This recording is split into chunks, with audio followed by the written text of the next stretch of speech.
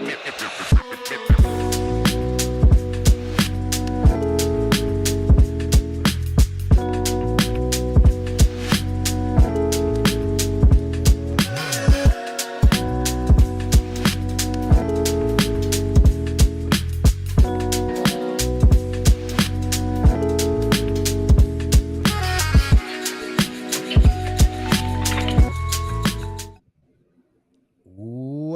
into the DNVR Rockies Podcast.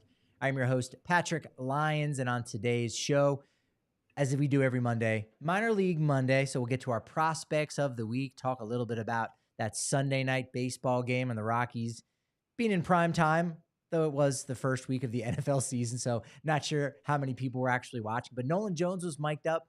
That was interesting, but we've got to get to the Cubs-Rockies series coming up, and who better to have on? First time in a while, our homie from CHGO Cubs, Mr. Ryan Herrera. Haven't laid my eyes on you since spring training. What's going on, Ryan? Not much, man. It has been a while. It has been a while since we've hung out with each other, but it's good to be back. That's it. Winter meetings, spring training, and then once in a while, Cubs-Rockies. I will see you next week as I'll be there at Wrigley Field for the first time in that press box. Is it tight? Do I need to know anything? What kind of tips can you give me for covering a series at Wrigley Field? Well, they have definitely upgraded the press box in the last, decade. Whenever they start doing all the renovations, that they improved that a little bit. Yeah, man, it'll be nice. It's not as big as some of the other press boxes, but there's space. I usually have a whole table to myself, so you're welcome to hang out with me there. So we'll see. We'll get it going. It's going to be a lot of fun next week. Obviously, they got 3 to play in Colorado this week, so they do. We'll talk about that. But the big news of the day in the world of not just the Cubs, but I think in baseball, anytime a top prospect is about to make their debut, get called up, it's always an exciting thing. Crow-Armstrong, the news broke this morning. Jeff Passan of ESPN saying, hey, he's on his way to Denver. Will it be activated on Tuesday? Will it be Monday? Either way, all of those Cubs fans invading Coors Field are going to be in for a nice debut for Cubs top prospect Crow-Armstrong. Yes. Jeff Passan reported it this morning, saying that the plan was to call him up and activate him on Tuesday. I believe Mark Feinsand of MLB.com kind of reported something similar, but left open the possibility that if he gets to Denver in time today, he may be activated. So, yeah, still up in the air a little bit on when that is to happen, but very big time news as far as prospects go for the Chicago Cubs, who traded for Crow-Armstrong 2 years ago at the ill-fated trade deadline that saw most of the core get shipped out of Chicago. He was the return in the Javier Baez trade with the New York Mets, and ever since then, he has quickly climbed up the radar for not just the Cubs prospect rankings, but MLB's rankings. I know MLB Pipeline has him ranked number 12 right now, so he snuck in the top 10 there for a little bit, but the re-rankings changed some things around. But seen as a widely regarded prospect in baseball, potential elite center field skills, great bat and plus speed. So the kind of prospect that any team would like to have coming up, but especially right now, Cubs making a playoff push right here in September. Maybe need a little bit of energy. The dog days of summer did, it took its toll, as it takes its toll on everyone. So they've been injecting some young blood into the rotation, into the lineups, into the bullpen. And some of them are really starting to stand out, and they're definitely hopeful that Crow-Armstrong does that as well.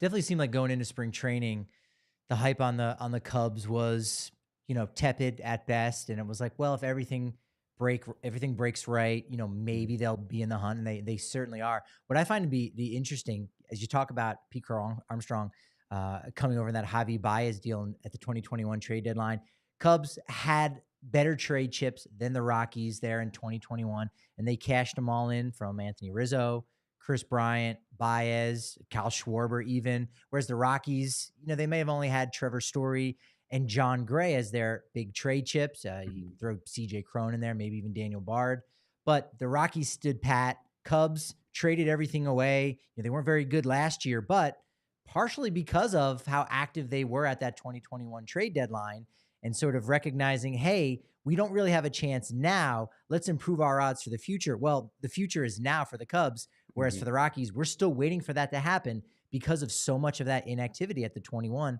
and the 2022 trade deadline. So I imagine Cubs fans are feeling, a little bit better about the fact that that big core that won the World Series in 2016, though they had to, be broken up in 2021, they're now reaping the rewards of that trade deadline.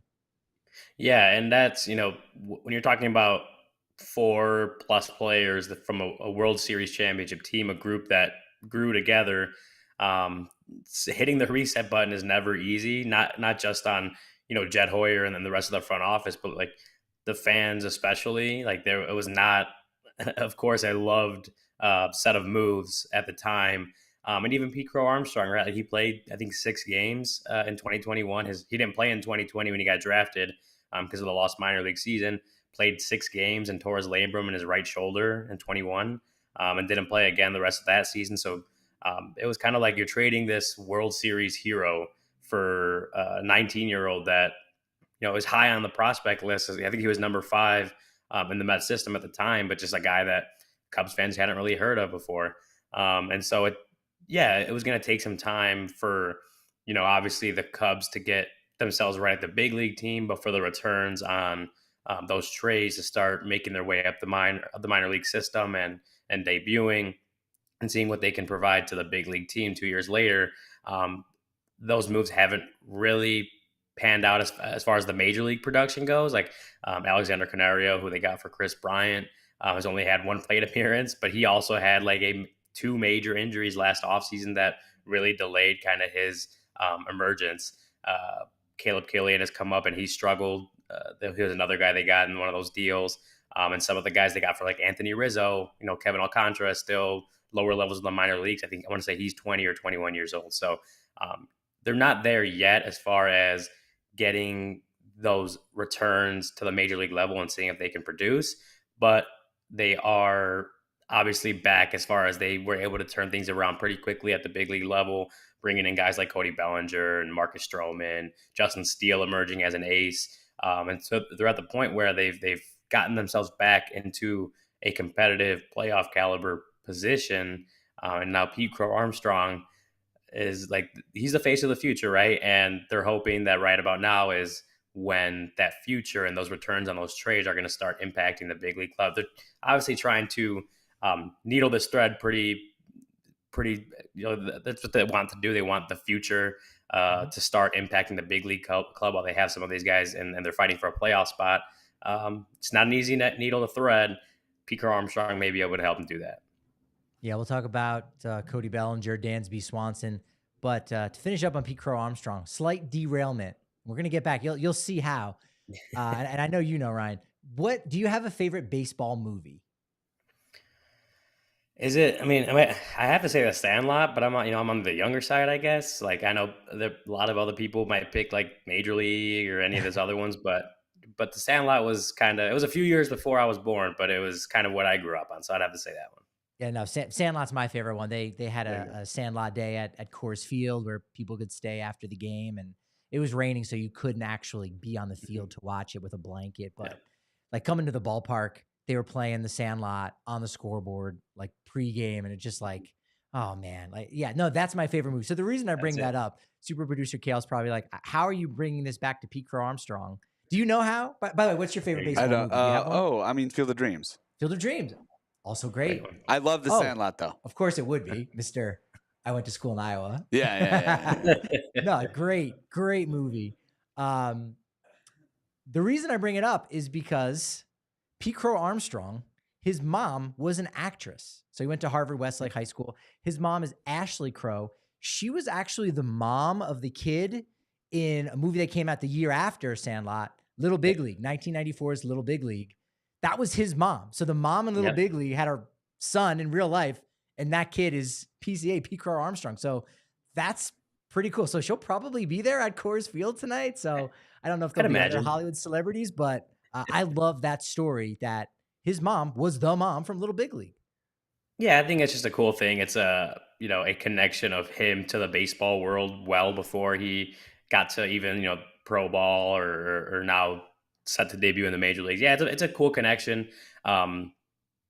I honestly, I don't know if I've even seen that movie before. I know it's a good one. I just haven't gotten around to seeing it, but I might have to now, right? If Pete Crow-Armstrong makes his debut during this Colorado series, it might be like, all right, let's check out what started probably his love for baseball back in the day. That's it. That's you got off-season homework right there. Is like you can have a watch party where you're just watching Little Big League. I was also thinking too, because Cody's going to be out there from CHGO Cubs. He'll be out here for the next 3 days. For every home run that PCA hits, he should have to watch an Ashley Crow movie or an appearance on a TV show or something, like, and not as a punishment, but in celebration of Pete Crow-Armstrong. Be like, yeah, you know what? You hit 3 home runs. I will watch 3 of your mom's movies now. I think that's good. That's a good homework assignment. Yeah, that would help. I mean, Cody usually does a beer bat after every win. There was a little curse there. He choked on the beer last week, and then they lost like the next 3 games or something like that. But they did win yesterday, so he may be back, and maybe he could do a beer bat for every home run that Pete Crow-Armstrong hits. We'll see. We'll have to workshop that one.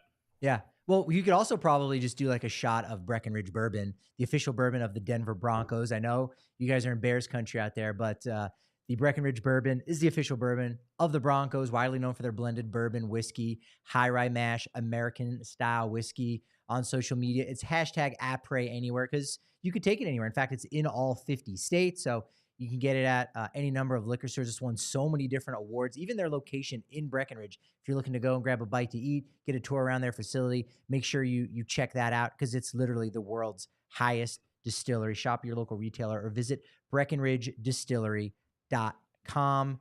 I don't know what the in the bleachers at Wrigley Field, I don't know what the altitude is. I know it gets up pretty high, or at least if you're sitting in the upper deck, but we're not talking like 10,000 feet above sea level like in Breckenridge, you know? Oh, it's not even close. The elements actually tend to stop home runs from leaving the ballpark, whereas I know in Coors that the elements kind of help. Oh, it's nothing but it's pure element. It's Coors Field is a living embodiment of element. Turn $1 into $200 with Bet365 when you join. Download the app, deposit $10, claim your $200 in bonus bets as soon as you place a bet for $1. You use that code DNVR365 when you sign up. They've pioneered live in-game betting. They're partners with the Colorado Rockies, proud partners, and they've got a really cool thing. It's called the Baseball Early Payout Offer. I'm not sure. The Cubs bullpen's been pretty solid this year, but there have been, I imagine, like with all teams here, Ryan, they've had their bouts of coughing up big leads. Is that correct?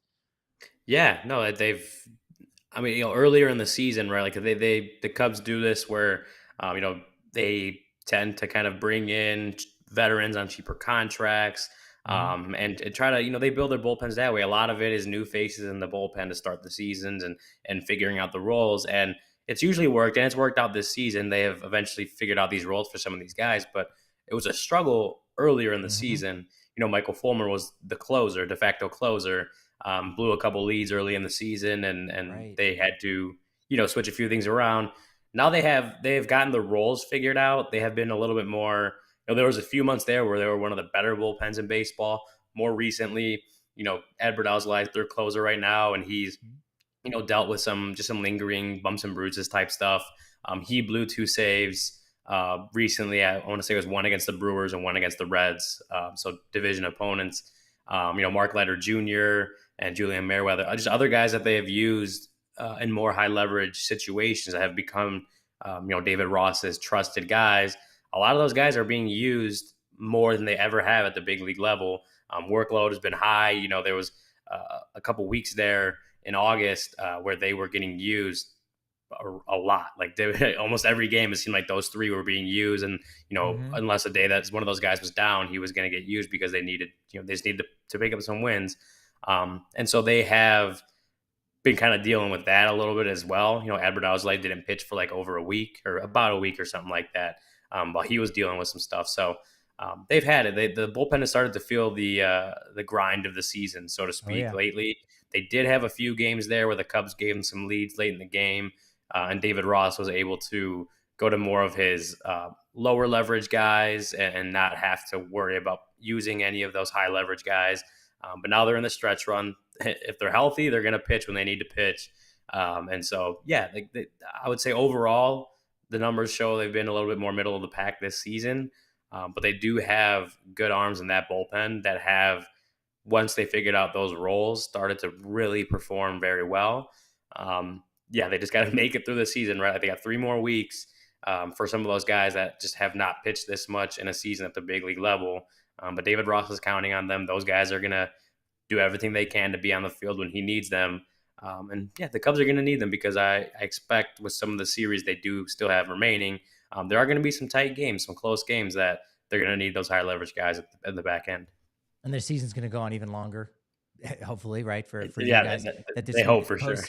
But yeah, no, Rockies bullpen, they're feeling the exact same thing. But the cool thing right now with Bet365 is, of course, that they got the baseball early payout offer, so that if your team goes up by 5 runs or more, you're an automatic winner. Instant payout, parlay and same game parlay selections will be marked as winners. So look, they're coming to Coors Field. You know, it can get a little bit crazy there, but that's the nice thing with the best Bet365 baseball early payout offer. Please gamble responsibly. If you or someone you know has a gambling problem and wants help, call or text 1-800-GAMBLER. Use that code DNVR, DNVR 365. As we were saying in the beginning, man, spring training, it wasn't exactly clear that the Cubs, this would be their year to take a big step forward, as they've have. What's interesting too, when you look at the standings, is they got a shot still in the NL Central. They still have a series with the Brewers, but they're plus 98 right now in run differential. That's actually 3rd best in the National League. So if you're looking at just that, you're feeling pretty good. I know you said the bullpen, a lot of these young guys, the dog days of summer are hitting them, and so that you gotta be able to persevere and push through that. That's what makes you a big leaguer. But they could be getting some support in the bullpen. I've heard some rumblings that Marcus Stroman may be coming back soon, but it's going to be as a reliever. There's just no very clear idea of what if he'll come back and what exactly he'll be doing for them. I mean, possibility as a reliever, but I think that's more based on it'd be very, very hard to build him up to start games this quickly. Right. He's been out for over a month. I believe it was a right rib cartilage fracture, so not an injury you ever really see for pitchers in baseball. So it's one of those where it has to be frustrating because there's no general history of how long did this guy take to recover from it? How long did that guy take? As bad as Tommy John surgeries are, at least so many pitchers have had it that you can kind of start to make up timelines based on the extent of the injury and what exactly they have to do. For this one, there's really been no clear idea of if he'll pitch at all again for the Cubs this season. I can imagine him maybe being a reliever if he's not, if he does return, but just not built up enough to start games. That remains to be seen. Just, he's throwing, I believe he's scheduled to throw live BP down in Arizona tonight or today, whenever that happens. It might have happened already. But that would be his 2nd live BP since, being out. So he's still got a little bit of ways to go as far as, moving up to rehabs and more bullpens and again, just building himself back up to a pitch count that may lend itself to starting games for him. It's not going to be anytime very soon, right? It could be more towards the end of the season. We'll have to see. But you're right. I mean, it could totally be as a reliever. He is when he's been healthy this season, he's been one of the better pitchers in baseball, and if they feel like he can help them even in a relieving capacity, they're not going to not let him do that. So remains to be seen, but it's definitely possible. The homies from Chicago, Peter and Shane, already invading the chat. Look, I mean, is it not enough for Cubs fans to just be invading Coors Field? Now they are coming in to DNVR Sports Channel live on YouTube. They're got to invade Denver and as a whole. Everything that Denver, when the Cubs are in town, they got to invade it. I hate to break it to you, that has already happened. Yeah, pretty much. It's so strange that they haven't played all year. Cubs also hadn't played the Diamondbacks until this past weekend, and they still have another one against them. So that's just kind of strange how that gets laid out. Maybe those that are in the chat and invading here can share their opinion. What was your opinion of what the Cubs did at the trade deadline? Seemed like it was one of those middle of the road things. They got Jose Cuas, Heimer Candelario. You go, all right, that's kind of something, but Candelario is his defense. Some of the defensive metrics actually like what he's been doing, and And Jose Cuas, actually, that looks like a brilliant move that they got a nice reliever from the Royals. So, I mean, you probably would have liked more, but those two dudes seems like they've been helping out and just bolstering the depth of the roster overall. Yeah, well, with Candelario, I believe he left. He left Sunday's win over the Diamondbacks due to back tightness, is what I believe what it was described as. So for him, remains to be seen where he's going to be, if he needs to go on the IL, if he, whatever needs to happen for the back tightness. That's definitely going to be a hit, but for sure he's been a boost to the team. He's able to play both corner positions pretty well, so that provides David Ross with the ability to mix and match the lineups based on matchups, and just the versatility of being able to play the defense solidly at two positions. That definitely helps. He had a crazy few games to start his Cubs career. Has cooled off relatively. He's still hitting some home runs. He may not be hitting for the high average that they probably would have hoped that he was going to bring. He may have been the best hitter on the market once the Cubs officially pulled Cody Bellinger. I think he was, yeah. Yeah, so it was definitely a big pickup for them, and not one that broke the bank. And I think that was also part of the calculus that, for Jeimer Candelario and Jose Cuas, guys that they saw and thought could help this team right now, but weren't going to be expensive additions that drove them over the competitive balance tax line, which they're under it right now, and I believe they want to stay under that so that they can kind of go all in and have that whole thing reset going into for next season. The penalties for staying on the luxury tax or above the luxury tax, that they change based on every year that you're over it, how much you're over it, and all that stuff. So I think part of the calculus was, unless it was someone they really felt confident was going to put them over the top in a way this season, they weren't keen on breaking the bank and going over that limit just for this season. They felt comfortable bringing in Jose Cuas and Jeimer Candelario to help the playoff push, which both have. Cubs fans obviously wanted to have a little bit more. They wanted them to make a little more moves, bolster the bullpen, all that kind of stuff, which certainly would have helped them this season. In my opinion, may not have been the season to do that. So I'm kind of in agreement with what the front office did. It doesn't help the playoff chances, but I don't think this was the season to break the bank. I think what they did has so far worked out. What they did was kind of just about what I would have done in the same position, as far as trying to stay under that line. And yeah, again, like Jose Cuas has been better. Jeimer Candelario may be hurt right now, but he's been a part of that everyday lineup since he came over. We'll see how those two impact the team going down the stretch. Again, 3 more weeks left, but they've come in, have helped in this playoff push, have helped stabilize this team through the end of August and now into September. And we'll see where it goes from here. I do like those two moves specifically right now, just on how they've turned out. 3 more weeks to go. We'll see how they are able to impact this playoff push. The Jeimer Candelario trade, it just reminded me of like Aramis Ramirez when the Cubs got him. I was like, oh, this is just identical. They're just running that playbook back. And that worked out pretty good for the Cubs that year. It's going to work out really good for Cody if he decides to stop by Kind Love, especially if he goes to one of the stores in Cherry Creek or North Denver. If he mentions code DNVR, he's going to receive a DNVR exclusive discount of 25% or more of all Kind Love flour, pre-rolls, their turbo joint line. You actually go to kindlove.com for their full extensive menu.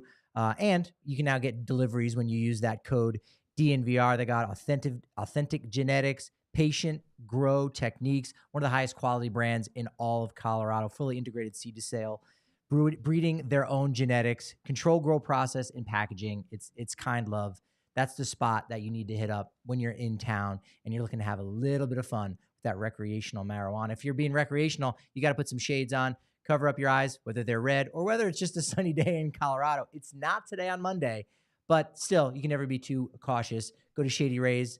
Make sure you use code DNVR. You buy one, you get one free. If you lose or you break them, they will fully replace them. I know you guys over in CHGO have been rocking some Shady Rays. Who's the infamous one on the Cubs beat or just in the company that is either losing or breaking their glasses all the time and always has to keep contacting Shady Rays for that replacement pair? Well, I've already broken 2, or I've What? lost 1, broke a second. Oh, Have not gotten in contact with Shady Rays about replacing them, but Shady Rays always has our back, so I know they will as soon as I reach out to them. But yeah, no, I lost one. I lost one in a San Antonio river in June, so that's probably the worst one. They just got swept off my head and never to be seen again. oh man, yeah. Just reach out, contact Lost and Broken Place Yeah, for a policy. It's totally. fantastic. Get a full refund too if you don't like what you've got, or you can exchange that. Go down to the Park Meadows Mall for 50% off 2 or more pairs of polarized shades. They're shades rated 5 stars by over 200,000 folks. Wonderful independent sunglass company. Let's talk about Justin Steele. We're not going to see him here at Coors Field, but look, he's in that hunt. He's one of those top 5 guys right now that is gunning after that National League Cy Young Award.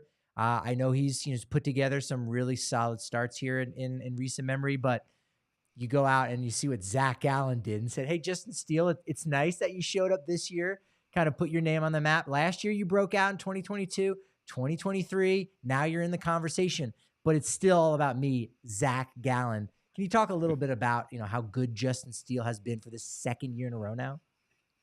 Justin Steele has been, you mentioned last year, and he started to rise. You could see him starting to figure things out, getting advice. There's a story like John Lester texted David Ross, right, and gave Justin Steele a couple of tips. And ever since then, like the numbers had really started to go up. I'm not giving full credit to John Lester, but getting some tips from a very good, maybe borderline Hall of Fame pitcher that's always going to help you out. So you saw that go last year. He did get shut down in September. I believe it was some back tightness or something with the lower back. I know that.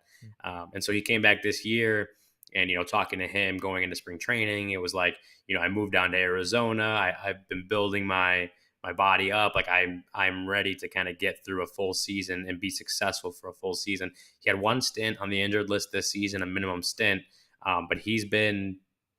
Outside of that, he's a Cy Young, like one of the best pitchers in baseball. I believe it's a 2.49 ERA right now, 16-3. Like he has been just like a revelation for this group. I want to say he has 20 or 21 quality starts in that stretch. So he's always going out there and giving the team a chance to win. And you mentioned Zach Gallen, but like even that, September 9th, right? That was Saturday. Steele went out and threw 7 innings, 1-run ball. So he was right there too.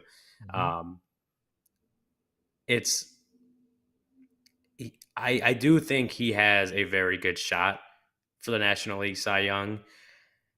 Guys like Blake Snell, or there's other guys still in that race who have maybe better stuff, right? Like Justin Steele doesn't throw with a ton of velocity. He really only uses 2 pitches, but he dominates with them. He doesn't strike out a whole ton of people like some of those other guys do, but he just continues to limit barrels. Soft contact on the ground, like everything that the Cubs built this defense knowing how many ground ball pitchers that they had going into the season, and he has been maybe like the perfect fit for that. He's just constantly getting soft contact on the ground, low barrels, and that helps the defense obviously, but that defense helps him as well. Yeah, I think he's a top 3 guy because I'm not in on Blake Snell.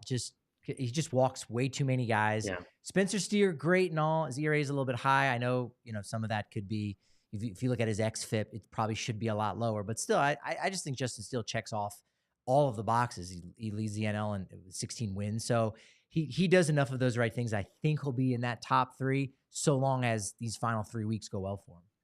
Yeah, and I mean, for me, and this is like not even saying it with bias, like if it were me, I may consider him the front runner right now, but not like by a whole lot, right? Like that, like guys like Blake Snell, Spencer Strider, all have arguments, and like I don't think Justin really. I don't think he leads. His ERA might have jumped up to the best in the National League for the qualified starters after this weekend. But like outside of that, like he doesn't lead. Again, he doesn't strike out a whole lot of guys, so he's not leading in that.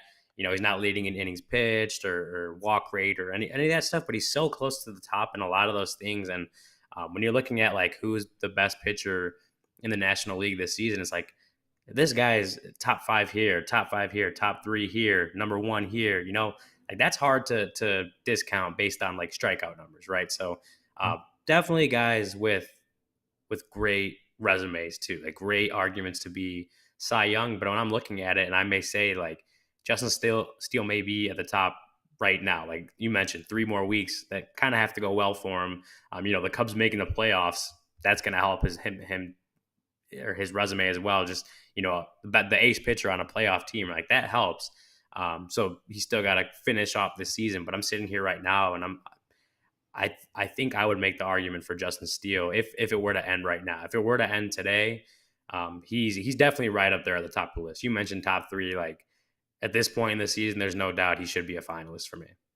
Yeah, he has the advantage of every game being worth twice as much as it is to a guy like Spencer Steer, who maybe he won't even go out there for his final start to get ready for the postseason or just work on a couple things. And Blake Snell, all those games are meaningless for the Padres right now. So he's going to have to push a little bit harder. Mm-hmm. David in the chat pointing out, 20 quality starts for Justin Steele, who's been great. I wanted to get your opinion on, the better extension, the better contract for the Cubs, because Dansby Swanson has worked out really nice. It'll be interesting to see what happens when it comes to the Gold Glove Award at shortstop, because I think it's really between Dansby Swanson and the guy here in Colorado and Ezequiel Tovar. They're kind of right there neck and neck. Third place is probably far off, but it's going to be one of those two guys for Gold Glove Award.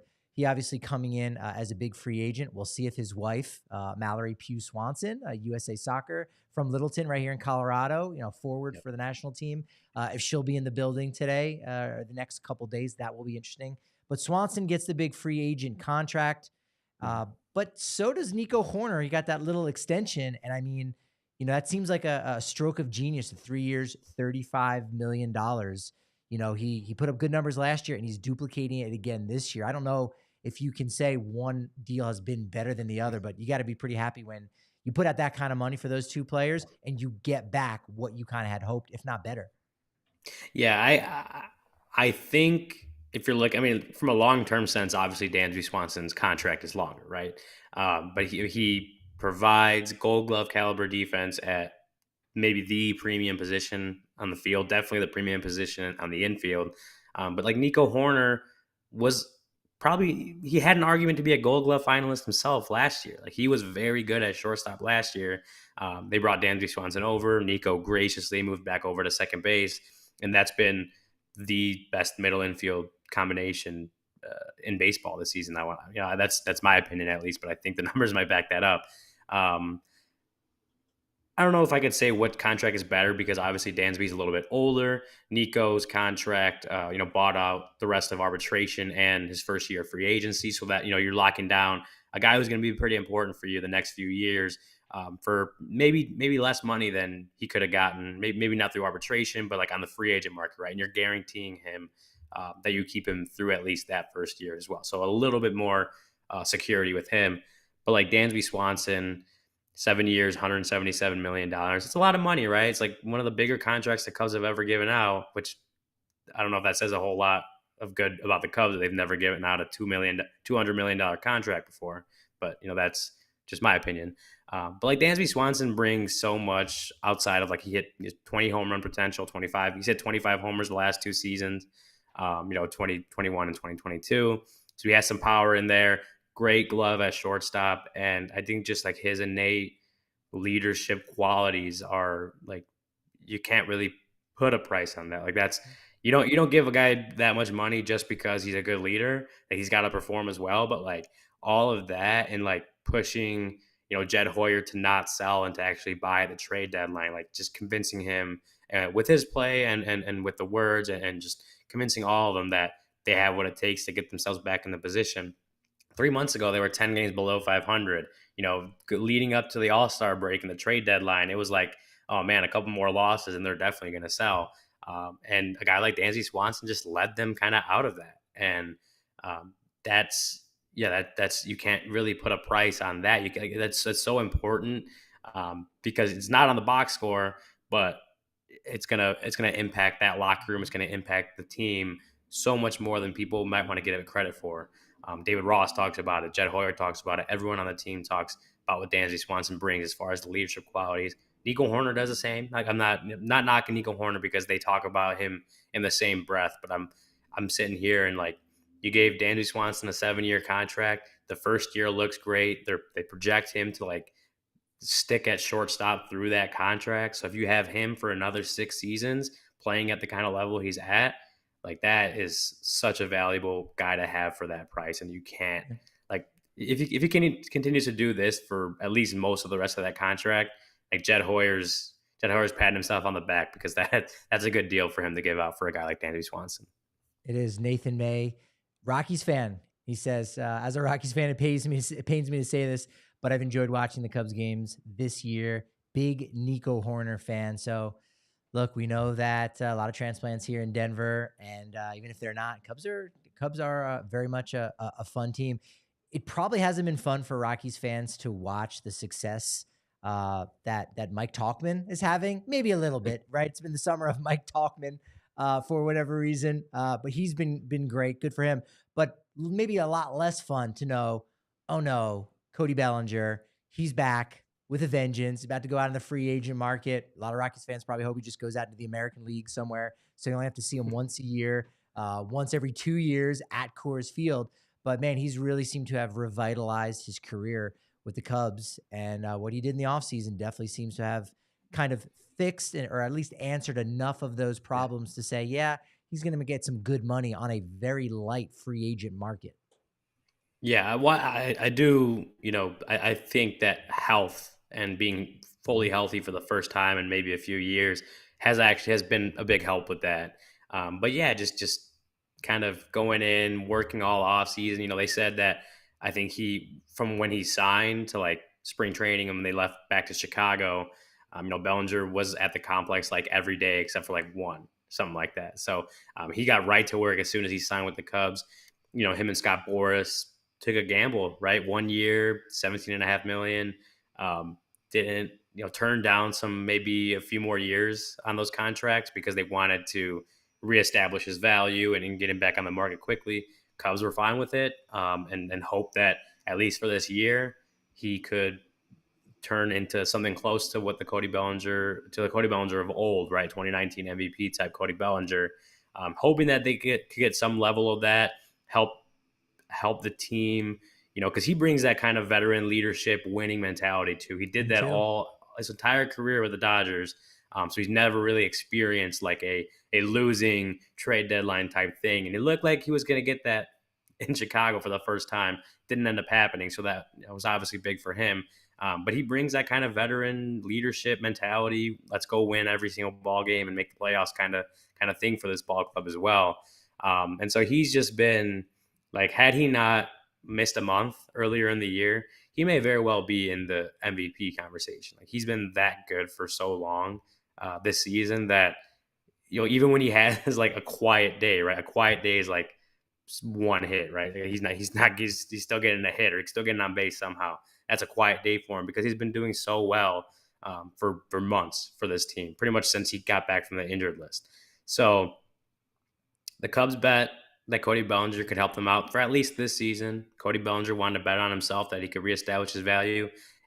It's a perfect partnership, and it's worked out for both sides like amazingly.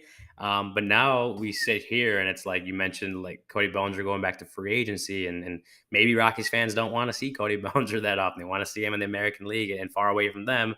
But if I'm the Cubs, I am doing pretty much everything I can this offseason to keep him in a Cubs uniform because he's been that good. He's loved his time there. They've loved having him there. He gels with that clubhouse, and he just plays his butt off. He's a Gold Glove caliber center fielder as well. Even though Pete Crow-Armstrong's coming up now, he can play great defense at first base, so he provides some versatility there.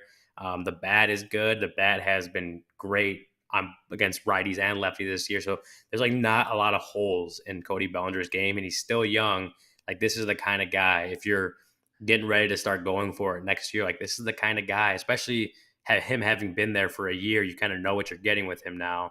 As far as behind the scenes stuff, like that's the kind of guy that you want to keep around long term. And Cody Bellinger, I don't know what he's going to get paid. I've seen a bunch of different numbers get thrown out there. But the Cubs should absolutely be in that mix to try to, keep him on the north side of Chicago.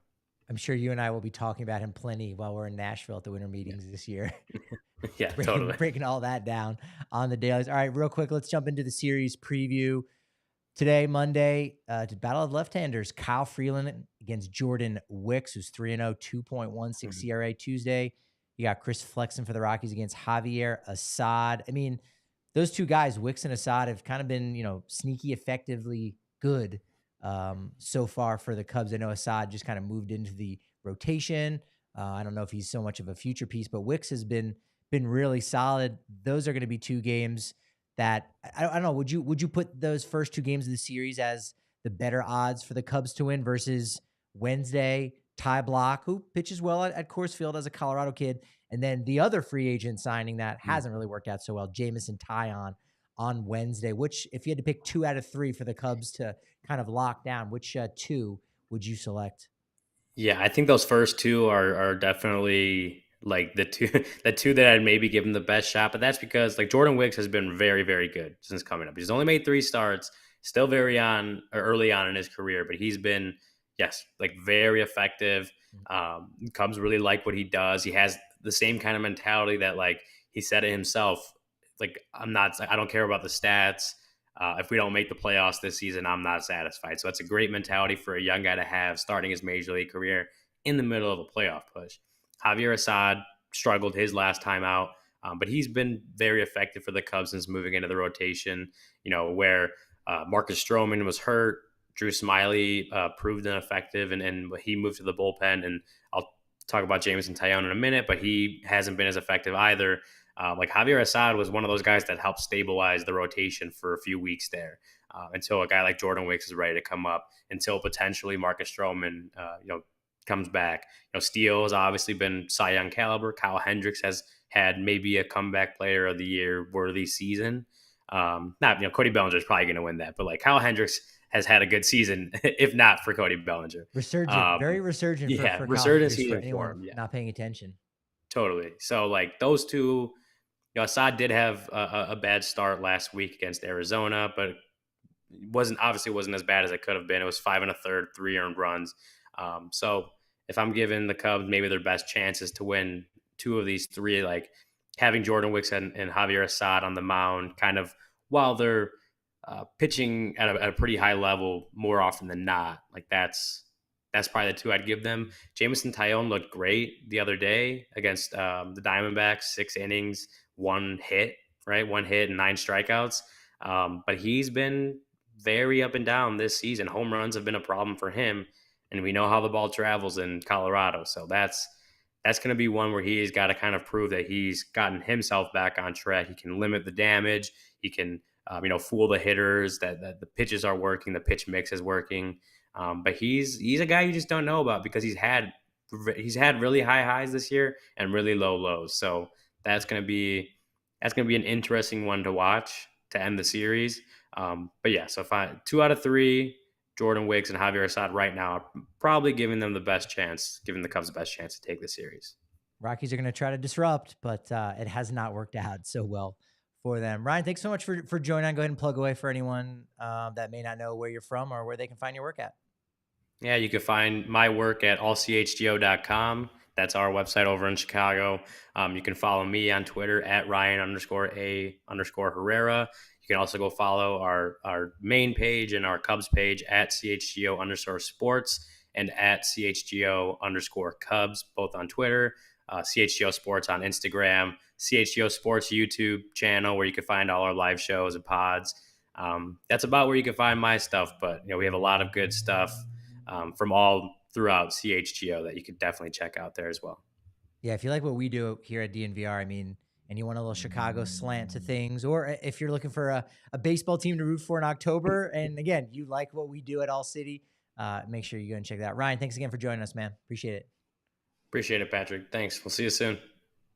All right, now he can go ahead, have a Breck Brew, Broncos Country, Colorado ingredients, Colorado company, made with 100% renewable energy. It's the brew of the month, Broncos Country. It tastes better than the team plays. I don't know if that's actually going to be the slogan, but we might have to make it until they can get a W under their belt. Big sigh off camera from super producer Kale. Hang in there, buddy. But go to breckbrew.com to the Breck Brew locator to find out where you can get your Breck Brew Broncos country. Good stuff there. Also want to give a tip of the cap to Kyle Freeland, who will start today on Monday. We'll have to wait to talk with him after the game. But he, of course, earlier or late in last week was named the 2023 Roberto Clemente Award nominee for the second consecutive season for the Rockies. So he and his wife, Ashley, doing a wonderful job with Special Olympics Colorado, volunteering numerous events. Susie was at one just about 2 weeks ago.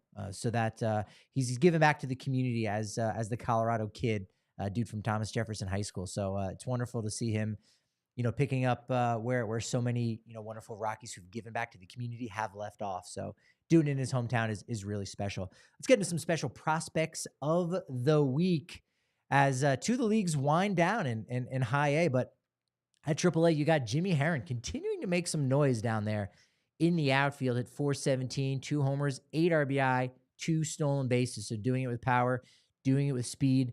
You love the walk to strikeout numbers. He walked 5 times, only struck out 3 times. So many other hitters were productive at the week for the Isotopes, but want to give an honorable mention to Julio Carreras, a guy who is on the Rockies' 40-man roster, did just get promoted to AAA from Hartford just this past week. 278, double, 3 RBI, 3 walks to 3 strikeouts. So putting the ball in play, taking his walks, and a stolen base. Nice job by him. Rough week overall by Isotopes pitching, as we know how difficult it can be down there in Albuquerque. So that can be rough at times. Connor Siebold probably had the best start of anybody. We did also see Ryan Feltner make that rehab start down there where he gave up 1 run in 2 2/3 innings pitched.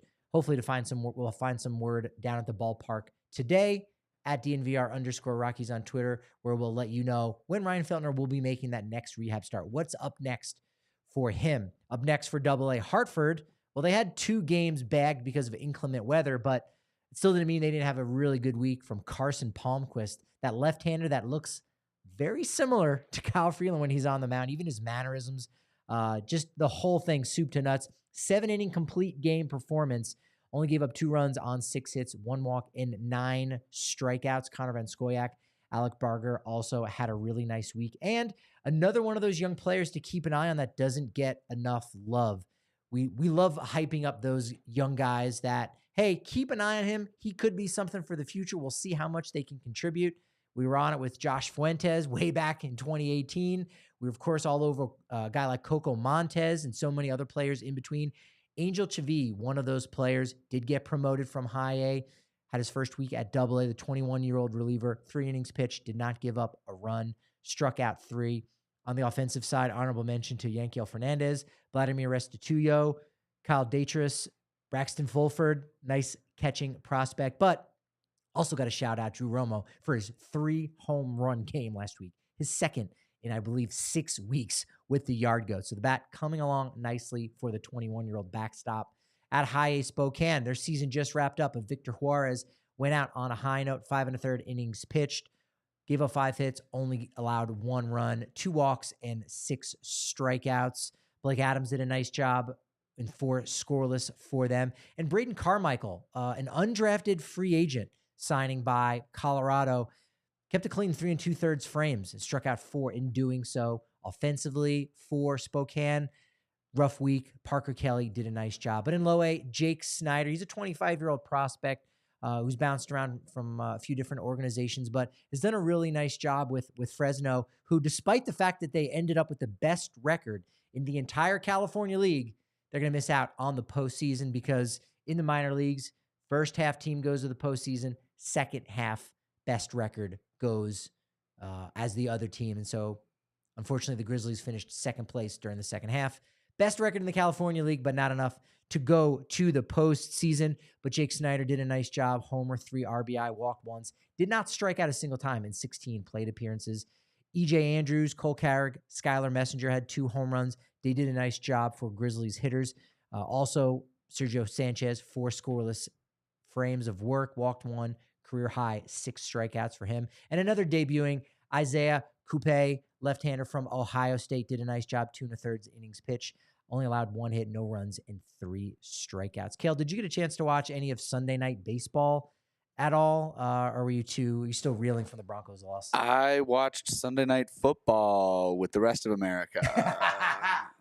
What? The Rockies aren't America's baseball team? No. I had not heard. And the Cowboys, and although Sunday Night Football was a snoozer. Yeah, I heard. They're like talking about Dak Shepard's or Dak Prescott's tattoos, like because they ran out of things to talk about. It was rough. Yeah, it was rough. Although Sunday Night Baseball might have been just as bad of a game. So yeah, rough. Another loss there for the Rockies. They fall to 9-32 against the NOS, 1-8 against the Giants this season. They've never won less than 3 games. That would have been their first 2 years of existence. And they've never had like a winning percentage below 210. So they basically have to go 2-2 against the Giants this weekend. They got a 4-game set after the Cubs that starts on Thursday. They're gonna have to go 2-2 to avoid like their worst performing season ever against the Giants in 31 seasons. They had an early 3-0 lead, which was exciting, but Lambert gave that up. Giants got a 5-3 lead eventually in the third. Goodman had a 2 RBI triple, his third in 12 games, 3 triples in 12 games. Charlie Blackmon has the most on the team with 4. So in a week and a half, Goodman is already, in the front runner for most triples this season, which is kind of strange. 12 RBI in 12 games. This guy can hit. Wonderful to see. Nolan Jones was mic'd up. That was pretty cool to see him answer a question that his brother, had tweeted in, who's your favorite sibling? He was asked, who's your favorite, Philadelphia athlete? And I think everyone was surprised to hear him say Bryce Harper, seeing as though Bryce Harper's only been around for a couple of years in Philadelphia. Maybe you thought he'd go old school Mike Schmidt. I actually thought Ryan Howard would have been the guy, a left-handed power hitter like him. I know he played first base and, throws left-handed, but power hitting Ryan Howard from, the late 2000s Phillies that were really good. But no, that was a bit of a surprise. I know that Nolan Jones does like David Ortiz. That's kind of a guy that he liked a lot as a kid. I was thinking we probably should do like a top 5 list at some point in the offseason of guys you'd like to see mic'd up on the Rockies. We've seen Charlie Blackmon mic'd up before at the All-Star game. Brent Suter was mic'd up for a little while on Sunday night, and then he had to go warm up, so that didn't go very far.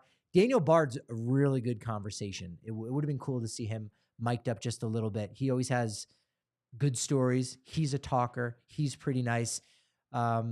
Again, these games here for the Rockies are so interesting for so many different reasons still.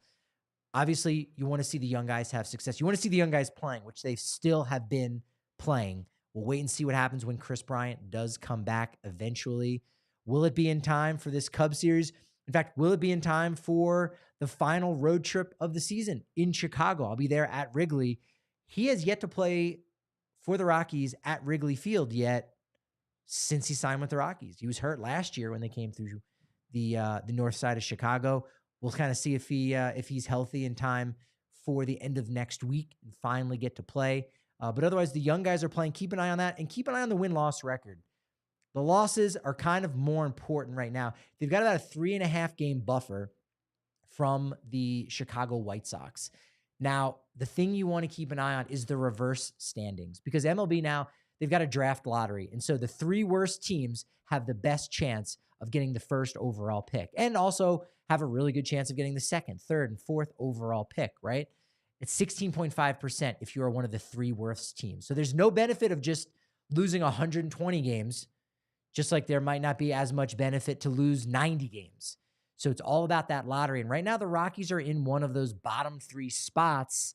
White Sox have a slightly easier schedule than the Rockies, so I don't think the Rockies are going to go on a run, win a bunch of games, and kind of blow their shot at having the maximum amount of lottery percentage of getting that first overall pick. That's kind of a big deal. Rockies have never had the first overall pick. And what comes with that also is all of that bonus pool money. You get money that you can go out and you can give it all to the best player that's available, the best amateur high schooler or college player, or you can go and maybe give it to the 4th or 5th best guy, save a ton of money, and then turn around and use a supplemental pick or your first pick in the 2nd round and give it to a guy that probably is like a top 10, top 15 player. So you get 2 for the price of 1. A lot is implicated with having one of those worst 3 records. So that is definitely something to keep an eye on here as we wind down the final 3 weeks of the season. Home this week, on the road next, and then home one more time, and then it's all over just like that. But it's not over on Twitter. Make sure you're following us. Make sure you're liking, sharing, subscribing to us on the DNVR Sports channel on YouTube. Anywhere you listen to this as a podcast, we appreciate those ratings. They can really go a long way. But follow us on Twitter at DNVR_Rockies. At Patrick D. Lyons is where I'm located. Hey, a lot of momentum here that Ryan gave us. We'll see if maybe the Rockies can give us some momentum going into tomorrow's show. But as we say here in the industry, hey, your momentum's only as good as your next show. And it'll be a good one, Susie, at 1 p.m. right here on the DNVR Sports channel, live on YouTube.